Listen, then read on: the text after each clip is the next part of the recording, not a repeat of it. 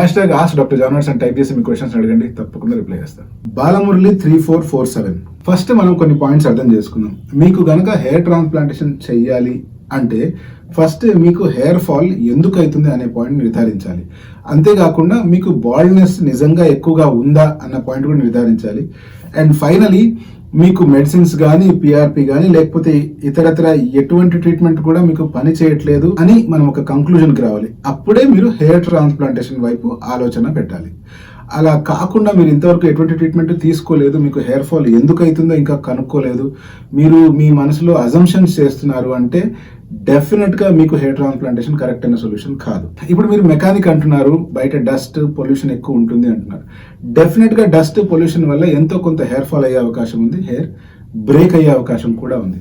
అలా బ్రేక్ అవుతున్న హెయిర్ కానీ, అలా పొల్యూషన్ వల్ల రాలిపోతున్న హెయిర్ కానీ, లేదా ఇన్ఫెక్షన్ ఏదైనా వచ్చి రాలిపోతున్న హెయిర్ కానీ ప్రాపర్ ట్రీట్మెంట్ తీసుకున్నట్లయితే అది మళ్ళీ రీగ్రో అయ్యే అవకాశం ఎంతైనా ఉంది.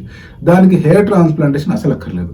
బట్ ఒకవేళ మీకే గనక జస్ట్ సింపుల్ హెయిర్ ఫాల్ కాకుండా అది బట్టతలుగా మారిపోయింది అనుకోండి, అటువంటిప్పుడు మీరు అర్థం చేసుకోవాల్సిన పాయింట్ ఏంది అంటే ఆ బట్టతల ఏదైతే వచ్చిందో అది పొల్యూషన్ వల్లనో లేకపోతే డస్ట్ వల్లనో రాలేదు, అది వంశపారంపర్యంగా మీకున్న జెనెటిక్ ఫ్యాక్టర్స్ వల్ల వచ్చింది తప్పితే, అంతేగాని దాంట్లో మీ తప్పు ఏమీ లేదు. మనము మన జీవితంలో మార్చుకోలేని విషయాలు కొన్ని ఉంటాయి. దాంట్లో ఎగ్జాంపుల్ ఏంటి అంటే మన బ్లడ్ గ్రూప్. మనం ఏమి చేసి కూడా మన బ్లడ్ గ్రూప్ ని మార్చుకోలేం.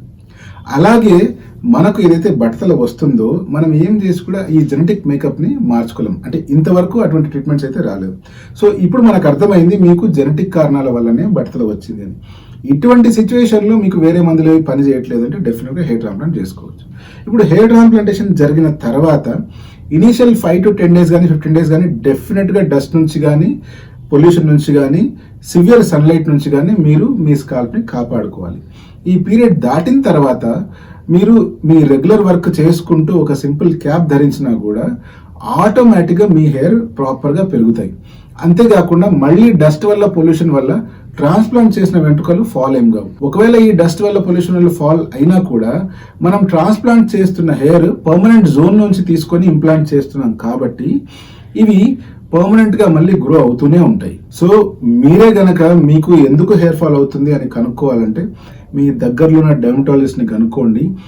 ఒకవేళ అది బట్టతల రీజన్ అయితే డెఫినెట్గా మీకు హెయిర్ ట్రాన్స్ప్లాంటేషన్ వల్ల హెల్ప్ అవుతుంది.